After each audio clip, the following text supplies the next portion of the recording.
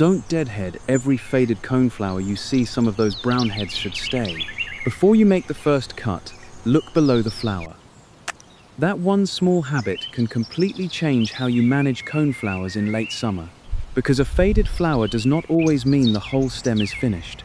On the same plant, one stem may still be carrying active side buds, another may be turning a flower head into mature seed, and a third may simply need more time before you decide what to do with it.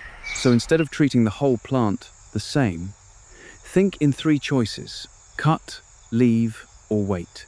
Start with the stem that still looks active. The petals may be dry, curled, or already gone, but follow the stem downward before reaching for your pruners. Look for healthy side branches, developing buds, or another flower that is still opening. If that spent bloom sits above active growth, removing the finished flower can make sense when your goal is to keep the plant looking tidy and preserve the flowering potential the plant already has. The important phrase there is already has.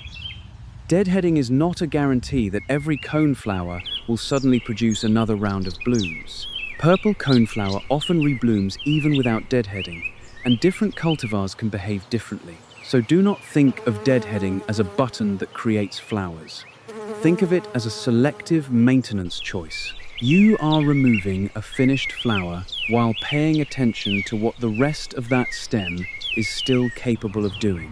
This is also why the cutting point matters. Do not just snip off the cone and leave a long, bare stick if there is a natural branch point lower on the stem. Trace the flower stem down to a healthy leaf, side branch, or developing bud, and make your decision there. The goal is not to remove as much stem as possible. The goal is to remove only what no longer serves your purpose, while keeping healthy, useful growth intact. A useful way to slow yourself down is to compare neighboring stems before cutting anything. Find one that clearly has a bud below the spent flower, then find one that has only a drying cone. Seeing them side by side makes the difference much easier to recognize than trying to memorize a calendar date. You are looking for evidence of what each stem is doing now, not what coneflowers are supposed to do in general. And if the plant is still flowering heavily, do not feel that every faded head needs immediate attention for the plant to be healthy. Deadheading can extend the bloom period and improve appearance, but purple coneflower is also capable of reblooming without constant deadheading. That gives you room to be selective instead of turning late summer maintenance into a race to remove every brown cone. Now move to the next faded flower. It may look almost identical from a few feet away, but when you get close, the situation can be completely different. Maybe the petals have fallen and the central cone is becoming firmer and drier. Maybe there are no active flower buds below it. That flower is no longer just a spent bloom. It may be transitioning into a seed head, and that changes the decision. Coneflowers naturally put energy into seed after flowering. If you remove the flower head early, you interrupt that process. If you leave it, the cone can continue to mature and eventually provide seed. For gardeners who want to save seed, allow some natural reseeding, support seed-eating birds, or simply keep strong winter structure in the perennial bed, that brown head may be doing exactly what you want. This is one of the easiest late summer garden details to misread. Brown does not automatically mean diseased, damaged, or useless. A dry coneflower cone can be a normal part of the plant's seasonal progression. Those dark seed heads also remain visually strong after the bright petals are gone. And when they are left standing into fall and winter, they can add texture while offering seed to birds. That does not mean you now need to leave every faded flower on every coneflower. The best approach is usually more selective than that. Imagine one clump with 3 stems in front of you. The first has a faded flower at the top and 2 healthy side buds underneath. If you still want a neater plant, and those buds are actively developing, that stem is a reasonable cut candidate. The second stem has a firm, drying cone and no new bloom developing below it. You want seed or wildlife value from that one, so you leave it. The third head has only just faded, and you are not yet sure whether it will produce useful seed or whether the stem still has more flowering activity to show. That one can wait. Same plant, 3 stems, 3 different decisions. That is the key idea for this entire job. You are not really deadheading the coneflower as one single operation. You are reading the plant one stem at a time. But there is an important exception before you assume every mature-looking cone will give you the same result. Modern gardens contain far more than the classic purple coneflower. There are many Echinacea cultivars and hybrids with different flower forms, colors, and reproductive characteristics. Some double-flowered cultivars produce little or no useful pollen, nectar, or seed. And even when a hybrid does produce seed, seedlings may not look or perform exactly like the parent plant. So if your goal is simply to leave winter structure, that difference may not matter very much. A dry cone can still provide shape and texture, but if your goal is specifically to collect seed, grow more plants, or reproduce the exact coneflower you bought, it matters a great deal. Do not assume that every cone from every modern cultivar will produce viable seed, and do not assume that seedlings from a hybrid will come true to type. If you know you are growing a straightforward seed-producing purple coneflower, leaving selected seed heads is an easy choice. If you are growing a fancy double or an unfamiliar hybrid, learn what you have before building your entire late summer plan around seed saving. Now bring the decision back to your goal, because that is what makes selective deadheading so useful. If your priority is a tidy perennial bed and you still see active buds on healthy stems, remove selected spent flowers rather than stripping the whole plant. If your priority is birds, leave a number of good seed heads standing. If your priority is collecting seed, allow suitable heads to mature fully before harvesting them.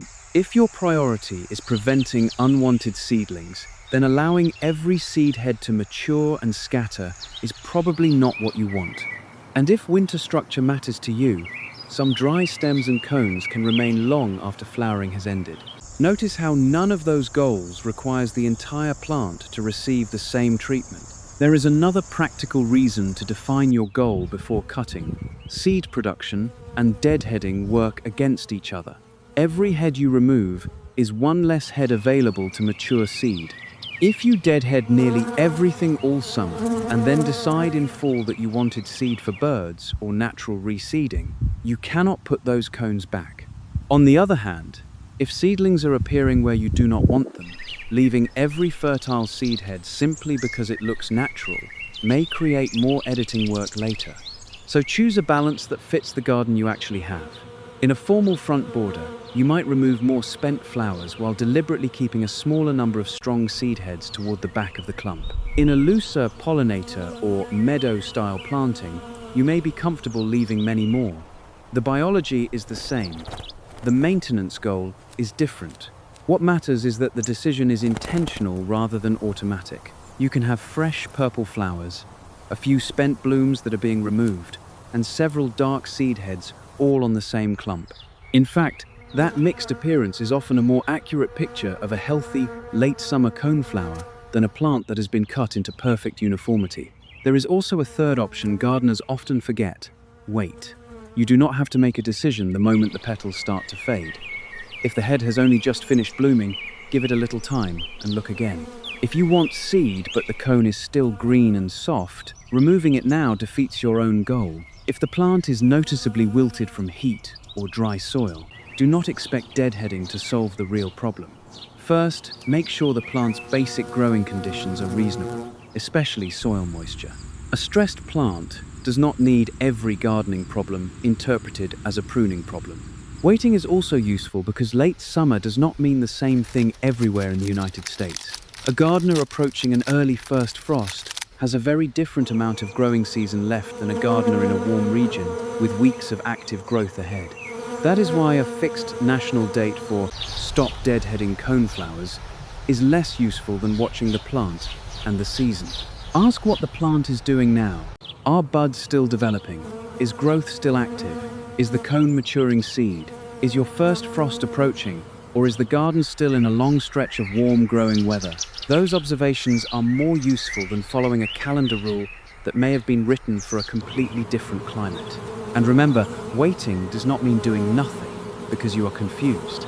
It can be the correct decision when the plant has not yet given you enough information. So here is the simple system to use the next time you stand beside your coneflowers.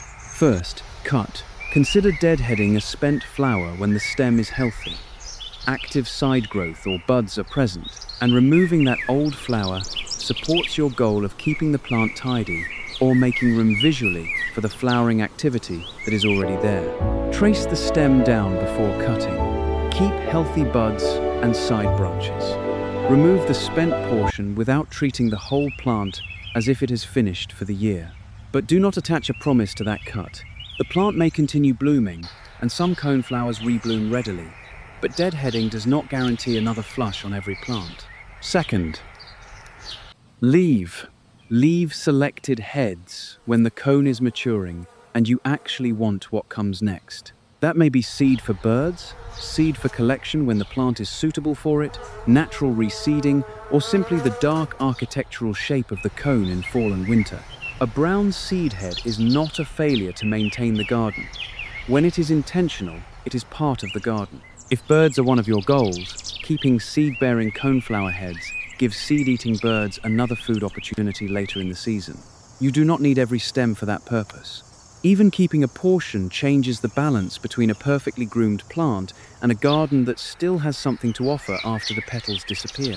Third, wait. Wait when the head has just faded and its next stage is not clear. Wait when you want mature seed, but the head is not ready. Wait when the plant is under obvious environmental stress and you need to address water or growing conditions before worrying about cosmetic pruning.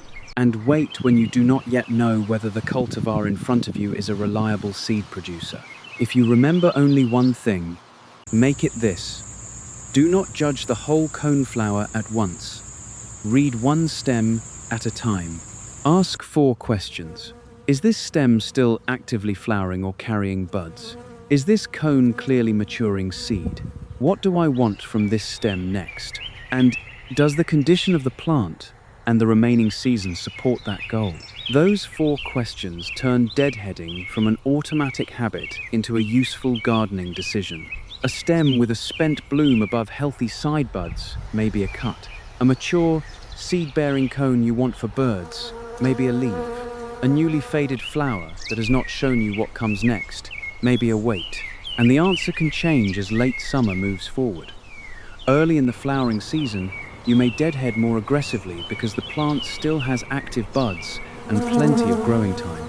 Later, you may deliberately leave more heads as seed becomes the priority and the season winds down. You are not breaking a rule. You are changing the decision as the plant changes. That is the advantage of selective deadheading.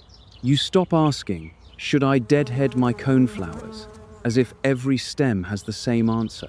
Instead, you ask, what is this stem doing and what do I want it to do next? The next time you walk past your coneflowers with pruners, stop before the first cut. Look at the flower, then look below it. Check for buds. Check the cone. Think about seed, birds, unwanted seedlings, winter structure, and how much growing season you still have. Then make one of 3 choices. Cut, leave, or wait. Do that one stem at a time, and you can keep the plant looking intentional without automatically removing every seed head that still has a job to do.